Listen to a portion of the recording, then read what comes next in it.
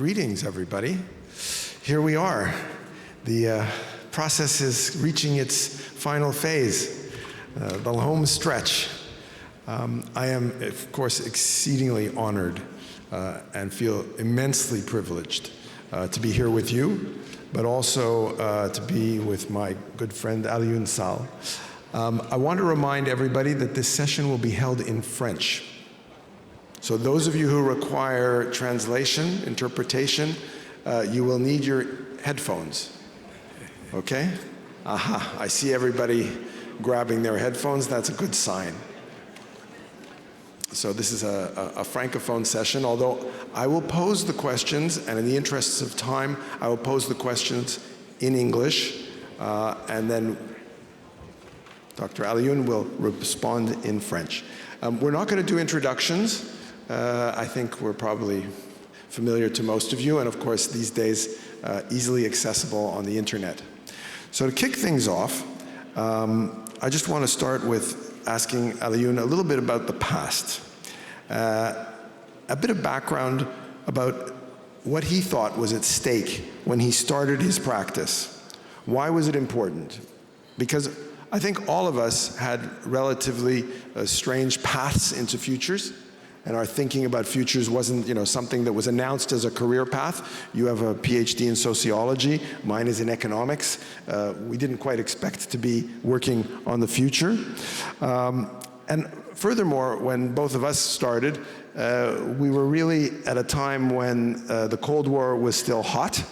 And there was a sense that on the one hand you had the United States and Europe, but you had imperialism and colonialism. On the other hand, there was still the vestiges of the hope that was the Soviet Union and the idea of a more egalitarian society.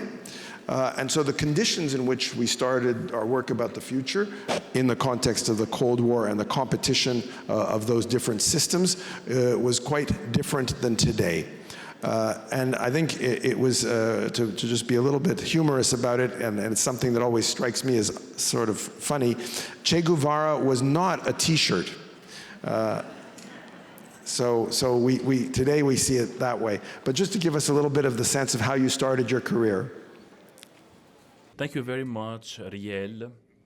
And before replying to this question, I would like to express my pleasure to be here with you in this Dubai forum. And I had the pleasure as well to meet again old friends and to create new acquaintances. Riel is 100% right when he was saying that we lived in a different world. I started my interest in Foresight in 1976. 50 years next year of me kicking my career in this field.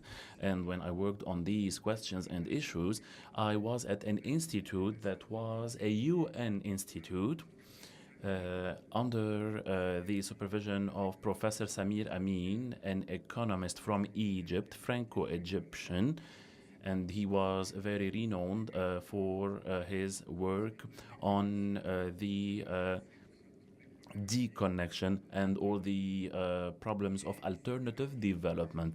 Mr. Amin employed me at this institute where I started with a project, Africa and Future Problematics. This was my project. And then we had a bipolar world. From one side, the Varsovia or the Warsaw Bloc, under the direction of these entities, and from the other side, NATO, the military branch of the Western countries under the direction of the US. And the developments, regardless the differences between these two blocks, differences that were ideological or political or even economic, but there was a common ground. I mean, the necessity to assist development in the best way to prevent the African countries recently independent to be with the other bloc. So this was a simplistic vision. This vision encompassed Africa with raw materials in abundance, raw materials that were not available at the industrialized economies, and as well the big market in Africa. And then the necessity to develop relied in the following: transferring capitals, because this was absent, and the transfer of technology. And there was an alchemy under a process to produce what we call development. But what a simplistic vision. And with anything simple, it did not materialize. But in 1975, 76, when Africa started on this program or this project, this simplistic view to development was challenged by economists, among them Samir Amin. This theory reflected or showed the dominance of a world that in essence was Western. When I speak about the West, I mean the US and as well Europe. And the predominance was for an approach that was very far from realistic to development, because all the interests were not measured except by economic growth. So then, back then, there was a dissatisfaction given the weakness of this theory, and a dissatisfaction before the polarity of the world, rendering Africa just a parameter to adjust. Speaking about the socialists or the capitalists, Africa was just a variable parameter to adapt. And during 100 years, this was the vision to development. And then the refusal to this simplistic problematic led us to think about what might have been another Africa and another world. Why? Because this was not acceptable at all for Africa to stay poor despite its richness. So the development was reduced to what can be quantified by economic growth and not by population well-being. And in this context, personally, I started with foresight. And I can say that first of all, there was indignation. And from this indignation, we started exploring the futures because the present was not acceptable. And I think that anyone that is thinking of foresight is doing so because the present is not entirely fulfilling. So the indignation, this refusal of the fatality, and as well, this was the first catalyst to any prospective thinking or mentality. And at the service of Africa and this project to Africa with foresight, we as well tackled other development aspects with Samir Amin, who was insisting on us to examine the social development, equality, and as well the political dimension of development. I mean the main players at the geopolitical stage, and what were the strategies of these players in order to keep Africa reduced to a factory of raw materials to the international market dominated by the West. So he encouraged us to be interested to the environmental aspect as well. we are speaking about 1975-76, but Samir was convinced that the majority of the Africans was under the exploitation of the biomass, and amid this we couldn't but think of the environment. More than 1968, and between 68 and 1973 there was a period of drought. And back then, this was an important point to think of because there will be no development with no values. There will be no development without an ethos, without a vision inspired by the cosmology and the cosmogonies. The development should have been taken into consideration with the technological aspect, but the fourth in the industrial revolution hadn't started yet. We were barely at the third, with the consumption and the impact of this consumption on economies and on societies. And with this evolution, with this development, the future of the continent would have been traced. So this is a holistic approach that was recommended, and this is what we worked on. We started with this indignation, and thus my interest in foresight. And from the start, it was clear to me that this prospective approach should be holistic and not sectorial. Thank you very much. But I have a question, because now we will jump from 40, 50 years ago and the Cold War to another topic, today. So I have to recognize that I was in indignation as well to that idea, saying that the future will only be industrialized. And we are looking to the big players today that are requesting this industrial revenge with the domination and supremacy in production lines, as well with the proletariat being working for them, and that the vision of the world is simply trying to keep up with these inequalities of the past.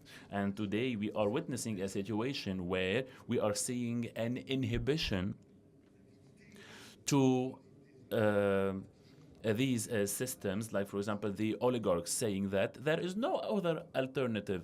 And today we need more moderation, for example, because what is the alternative? But today there is an abuse of power, and we see a world that is consuming more and more oil, producing more and more consumables, and we have a little variety to our model of development. And in some cases, what about equality? Because we know that if we keep inequalities, of course, maybe the Chinese are keeping up with the trends to go beyond poverty, but there is a destructive impact on our societies today.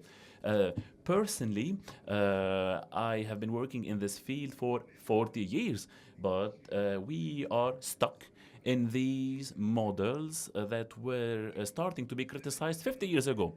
Of course, Riel, you are speaking about keeping up, about compensating, and this was the model of the first years of independence, and this model still has some ill impacts, because today there is a return to the ideologies of before the independence, with this idea that there will be an African emergence today to keep up with the Asian countries, for example, and to get inspiration from Asian models to make Africa a continent that is just to be motivated to participate at the market, the international market, and as well without questioning this productivist model. So, of course, we should be aware today of this, because this model will not lead but to an acceleration of disparities, and then the or rendering the social tissue more fragile. So we speak about economic growth of 10 countries, and we were speaking about 6 countries out of them. But I said, pay attention about Namibia, for example, and South Africa replacing Brazil, for example, today this is not to be rejoiced or to be celebrated. So this is why I think that the fight for alternatives and this quest for a development that would be more just and more sustainable, this is our fight today.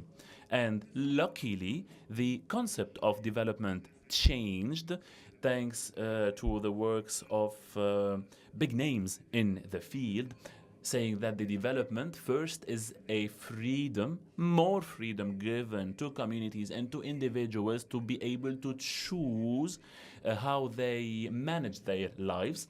And I think that this is the idea today. And luckily as well, because in the geoeconomics and the geopolitics today, we are witnessing changes that can be for someone a source of progress.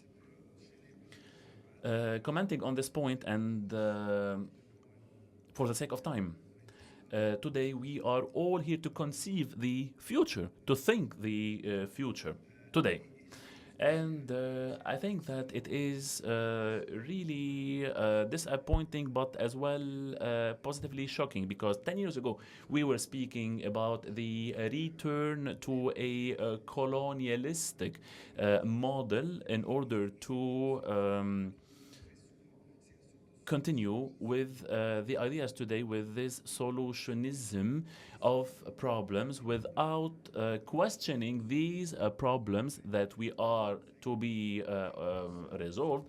And these problems haven't been resolved for the 50 years, and these problems are just enshrining the powers of the past. Today there is a big challenge to break these hypotheses and to be more practical, because we are practitioners at the end of the day. So what's your opinion on this point, or maybe some tips, some advice to give in order to change this model and to go beyond our obsolete models? I think that a few years ago we had used this expression, quite frankly, to decolonize the future, because Africa was and is still trying to be decolonized, and as well thanks to the 10 books by UNESCO. So we know better our past today, but what we are not aware of that there are identity, economy, and policy labels that are still today reminiscent of colonization. So for to decolonize the future, today we have to remember these ideas. And at the colloquium of Montreal in 1979, this expression was coined. Decolonize the future means three things. First of all, or cutting this cycle from the conceptual aspect of things and the organization of this comprehension of a dynamic that is structuring the world. What is the state? What is the nation? What are the social groups, etc.? And what is the meaning of this concept that through which we look at the world, as significance, as meaning, as direction as well, because we have to break these concepts. We have to break as well the message that we are trying to relay. Why? Because why do we want a future world, a world in the future? Why? And I think that here as well we need answers. We need to say very clearly what are our theories for this prospect. First of all, the future is open, more open today than any past time, but as well with all the concepts that are more numerous today. Second, the future is a domain of power. Not being interested to the future will lead to be the victims of the urgency or emergency dictatorship, and these decisions will not be well informed. Third, there is no right way to the person who does not have a map on the way. So it is important for us to know as human beings, as a human communities, what is linking us, what is our common ground, what can we achieve together. So this shared vision is crucial. So we have to be very clear, and then we have to accept the fact that the future is built with time. It is not an overnight process with very short victories.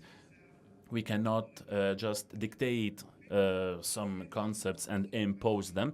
This needs patience with communities that are different, yes, but linked by the humanity. I share many of your ideas and points of view, and at the same time, I'm a little bit concerned about an important point, this contradiction between the first, the second, and the third principle. So today, I see a seductive power of the totalitarian imagination. This imagination leads us to a sort of security, saying this is the powerful. Now our shared vision will improve the society. The society would reassure me. So the openness to these possibilities is reduced, and this will be sacrificed as well at the service of this common vision. And this was a concern to me, this new ideology that would erase the opportunities of this world where everyone is emerging and where we have many as well differences. So this is a trap today, and the question becomes how to reach a method to go beyond these compromises that were very destructive. I think that we will be in a trap if we reduce security to military affairs. And when we speak about security, we have to have a larger comprehension.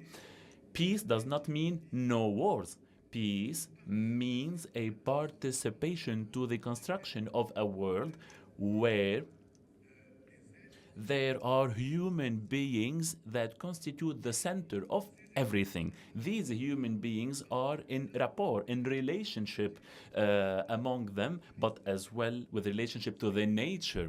This feeds into development. And it is clear that in this context, diversity is not an obstacle. No, it is the foundation of the possibility of collaboration. So when we say diversity, we mean different cosmologies. We mean as well some approaches and some imaginary concepts that might be different, because the biggest weakness of our world is that the international community, the so-called international community, was founded twice on the idea of nations, the nations meeting under an organization roof.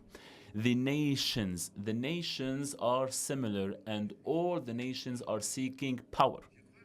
And I think that the challenge is to build organizations revolving around communities, because communities are well aware and recognize this diversity and make this diversity as their foundation. So we need not a League of Nations, but a League of Communities, and we will change, of course, these concepts. More languages will be spoken, and I think that as in May 1968, we have to put imagination in power.